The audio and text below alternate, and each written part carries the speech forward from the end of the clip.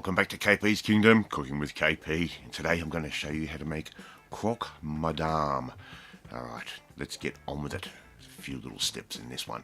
So here we've got about a tablespoon of flat leaf parsley.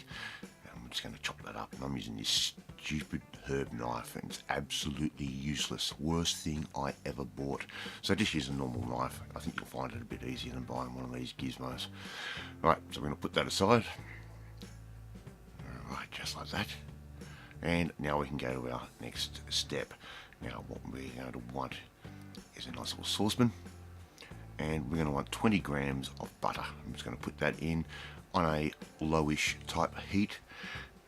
Around about a 20, maybe a 30% heat. And to that I'm going to add 1 tablespoon of plain flour.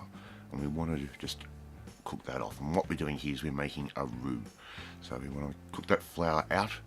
Make sure we don't get that floury taste because it's the last thing we really need. So just keep mixing that through and that will get all absorbed. Now start adding your liquid. Now I'm actually using about 3/4 of a cup of half cream, half milk. And you slowly put that in, or add that in, and wait for the flour to absorb it. And eventually you will start to make your bechamel sauce. It will start to come in together. So keep stirring it constantly. Don't leave it sit, otherwise it will go lumpy, and it's the last thing we want. And once that has all been absorbed, we add the last of that mixture of cream and milk, and we've got this beautiful sauce, and it will start to thicken up at this point.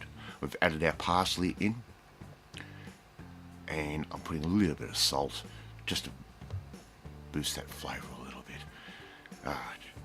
So just keep stirring that through and you'll notice it will start to thicken.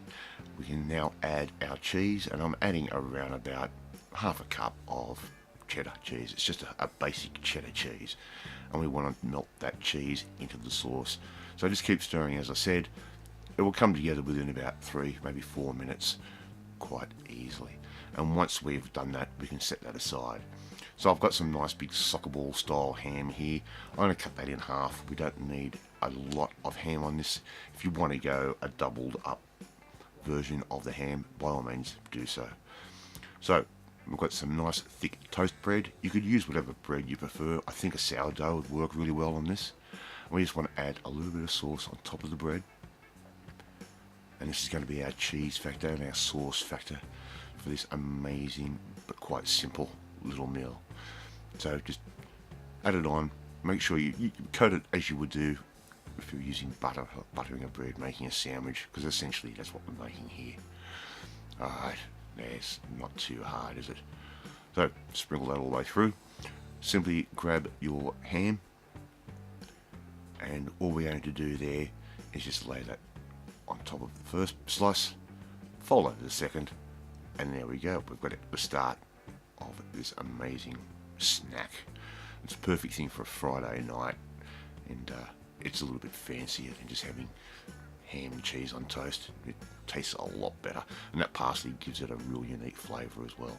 So I've got a pan again on that sort of 30% heat. I'm going to add a knob of butter in, and we're going to let some of that melt off. We don't want a lot of butter in this pan. We've got to be very, very careful here. So once we've got a nice thin film of butter, take that knob of butter out, put it aside. We're going to place our sandwiches straight down into that butter and just let those cook off. And this does smell amazing too. So we want to get a nice toasty coverage on one side. We'll give it a flip and simply do the other side. There you go. I'm going to let that sit for about another 3, maybe 4 minutes until we get that beautiful golden colour. And that golden colour is because we are using the butter. Alright, once we've got that nice colour on both sides, we can put those aside. And I'm going to continue to make up all the rest of those sandwiches. I'm making this up for a few people. Now, we have 1 egg, and we're just going to give this a real light fry. We don't want a heavy fry on this. We don't want a lot of oil. I'm just using that butter in there, and we just want to fry it off nice and comfortably like that. And we want to make sure this egg is somewhat compact as well. And if you want your egg well done, do so. I like mine runny, and that's the way I did it. And it does tend to work better with the runny egg. Once those eggs are cooked, we can take those out, let them sit aside for a few minutes. Here we've got our sandwich. We've got it on this board. That's how, if we served it like that, it would be a croque monsieur. But because we're making croque madame, we need to add the egg, and that's where the madame part comes into it. So simply all we do, place our egg straight on top, like that. And this is perfect on a Friday night, it really is. And simply, you can serve it just like that, or if you want to, cut it into triangles, and there you go, there's your presentation shot. Love to see you try and make this one at home. It's super easy, super simple. The hardest part is making that bechamel sauce. If you like this video, give it a thumbs up. Really appreciate that. And hit that notifications bell. You'll be notified when a new video of mine goes up, which is basically 3 times a week. More importantly, I want you to come and join the family, my family. Hit that subscribe button and you'll never miss another one of my videos again. I will catch you next time. Bye!